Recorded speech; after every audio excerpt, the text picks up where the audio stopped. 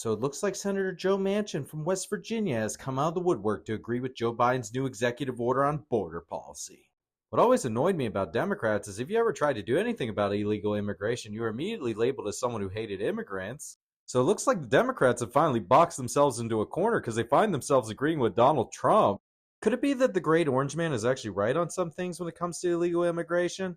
Nah, Donald Trump is wrong by definition. President Biden is using the same authority that Trump attempted to use to shut off access to asylum for migrants who cross the southern border illegally.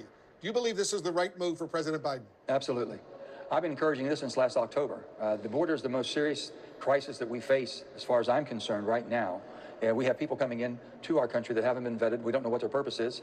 And we know that there's a lot of illicit trade that's coming also. So this is something that had to be done. It should have been done sooner, but I'm happy it's done now. I support the president for doing this. And if all those who have disagreements, whether it's not enough or too much, then you should sit down in earnest and try to work through it.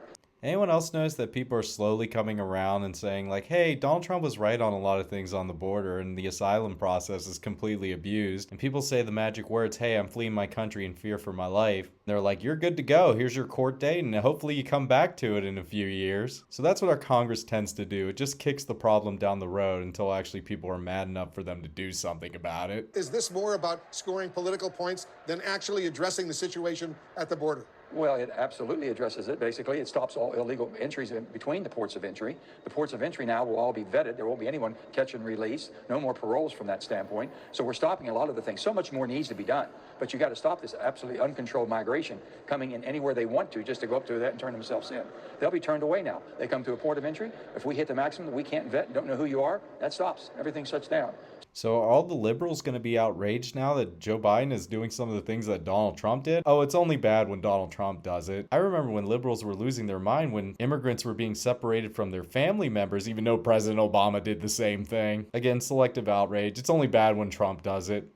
So is this the kind of strong action on the border that you said President Biden needed to do when we spoke back in March? Are you now ready, Senator, to make that endorsement? Let's just say that it helps tremendously, but we still have energy security. I'm fighting that every day to make sure that we have the energy in this country to be able to run our economy, defend ourselves, and help our allies. Also, more things that we can go into, but the greatest concern I'm having now is the debt of the nation, $34.66 trillion, and no one's doing anything about this, and it's going to cause great havoc. We have, for the first time, it looks as if we will spend more on the interest on our debt than what it takes to defend our country. Yep. That cannot be sustained. So, Senator, we're moving in the right direction. What else will it take for you to endorse President Biden? Well, we're moving in the right direction. Let me just say this. This is a big step in the right direction. Let's just make sure that we have more of it. Okay, let's keep in mind he's a senator from West Virginia. So West Virginia is Trump country, sorry. So it doesn't really matter if Joe Manchin decides to endorse Joe Biden, even though he's not running for Senate again because he's going to get walloped by Jim Justice. So I don't even know why they're pressuring him to endorse Joe Biden. Your friend and colleague, Republican Senator Susan Collins of Maine, said this about the verdict, and I'm quoting her now. The district attorney who campaigned on a promise to prosecute Donald Trump brought these charges precisely because of who the defendant was, rather than because of any specified criminal conduct. Senator, do you agree with her that Trump was prosecuted because of who he is? Well, I guess you could say that Hunter Biden has been prosecuted because of who he is. I hear so much of this. But my main concern is the rule of law. It makes us different than anywhere else in the world. People have different venues for correction.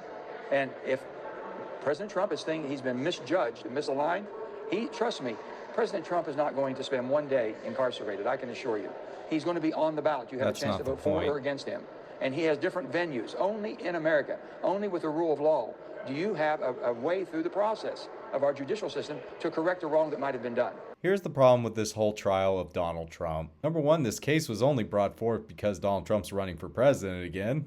Number two, they just wanted the criminal conviction just so they could say, hey, look, the Republicans are nominating a convicted felon, which they lawfared those charges from being a misdemeanor. Also, three, for him to bring up Hunter Biden, if anyone did what Hunter Biden did, they'd be in jail already. What scares me about this now is Donald Trump is probably pissed and he's going to be like, well, yeah, he campaigned on putting Hillary Clinton in jail, but he didn't actually try to go after Hillary Clinton because he didn't want to set the precedents that we're in now. So if Donald Trump becomes president again, now he's going to actually look into using the DOJ against Democrats, which is terrifying to me. It's similar how they're trying to impeach Joe Biden. I mean, you tried to impeach Trump for no reason, so we're going to do the same to you. Senator, as you know, President Biden slammed Donald Trump as a, quote, convicted felon over at a fundraiser, telling donors his predecessor snapped, his word, snapped, after losing the 2020 election. Is focusing on Trump's conviction the best way to defeat him? Absolutely not. I think because he has venues, he might be exonerated.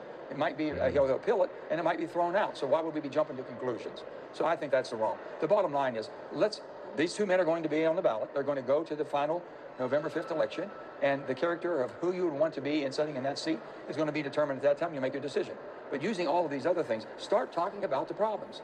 The border, is this going to fix the border? Absolutely not. Is it going to help control the border? Absolutely. Can we do something? What's our job? As a senator and also as Congress people, shouldn't we be looking at the long game of how do we fix things? Or are we just using everything as a prop for the next election? That's why I got so frustrated. I couldn't take it no more. I didn't want to be part of this process, and the political parties continue to make you pick a side and drive us apart. I'm going to do everything in my power the 6 months I'm here and for the rest of my involvement in the politics in this great country is to bring the country together. The reasonable, responsible middle, they have to understand the power they have. Start determining and demanding more from the people you send here. Open up the primary processes in your states to get better selection and better candidates involved. But let's not pretend the reason he's not running for Senate anymore is he's just being noble and the process is too corrupt for him to continue. We desperately need campaign finance reform. Even if we open up these primaries to allow more choices, they're just going to be corrupted by the big money donors like everybody else.